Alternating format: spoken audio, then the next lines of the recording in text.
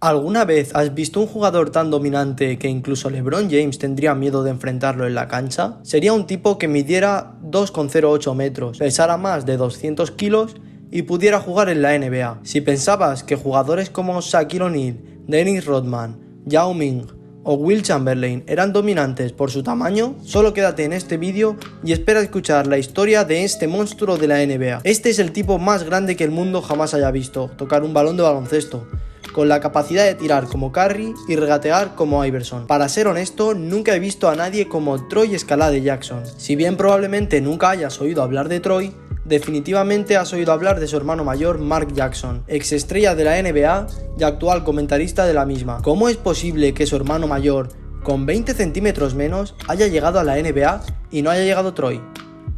Troy Scalade Jackson es una de las personas más fascinantes de toda la historia de este deporte, y es hora que respondamos a la pregunta que se hace todo el mundo.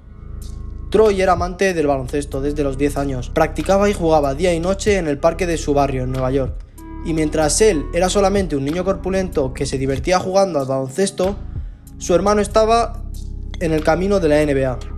Imagínate tener 14 años y tener un hermano en la NBA. ¿Cuántos Big Macs pedirías? Troy decidió que no quería ir a la NBA, prefería organizar un espectáculo en la cancha de su barrio, y eso fue exactamente lo que hizo a lo largo de los siguientes 4 años en la escuela secundaria. En el último año de la escuela secundaria, aproximadamente unos 1000 Big Macs más tarde, Troy alcanzó su tamaño máximo midiendo 2,08 y pesando más de 200 kilos. Había atraído a los cazatalentos para verlo jugar, no en los típicos juegos de la escuela secundaria, sino en el parque de su barrio. Cuando le ofrecieron una beca completa para Wallace Community College, sintió que tenía que aceptar la que más podía hacer para llegar a la NBA, al demostrar que había espacio más que suficiente para un jugador de 500 libras en la universidad.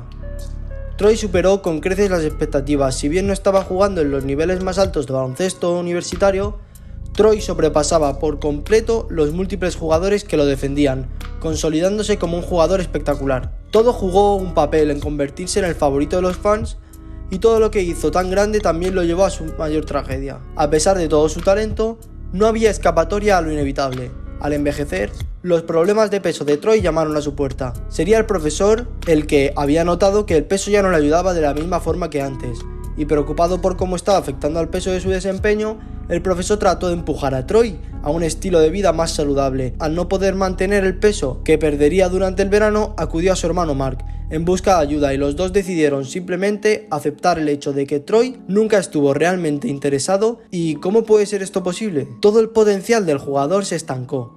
Gravitó en torno al hecho de que es un jugador de gran peso, haciendo cosas que nadie creía posible, estando en la posición de tener que elegir entre continuar tu carrera con tu peso o escuchar a tu cuerpo a riesgo de perderlo todo. Troy tomó la decisión que cambió su vida para siempre. Continuó exprimiendo su cuerpo, y luego de años de abuso había llegado a un punto final en 2011. Mientras se encontraban al medio de promover una próxima gira de baloncesto callejero, Troy murió inesperadamente mientras dormía a la edad de 38 años, habiendo pasado su examen físico para jugar. La muerte de Troy fue una gran sorpresa para todos menos para el diagnosticado, con una enfermedad cardíaca hipertensiva y su incapacidad para perder peso cuando lo necesitaba había llegado a su fin, y así el mundo del deporte perdió a uno de los personajes más fascinantes y carismáticos. El impacto de la elección en el baloncesto es uno de los que nunca se olvidará.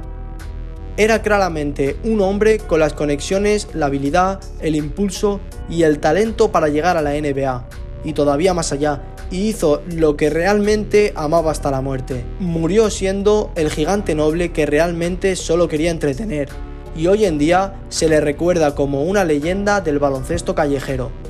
Hasta aquí el vídeo, y por favor suscríbete al canal y dale me gusta, y nos vemos en el próximo vídeo.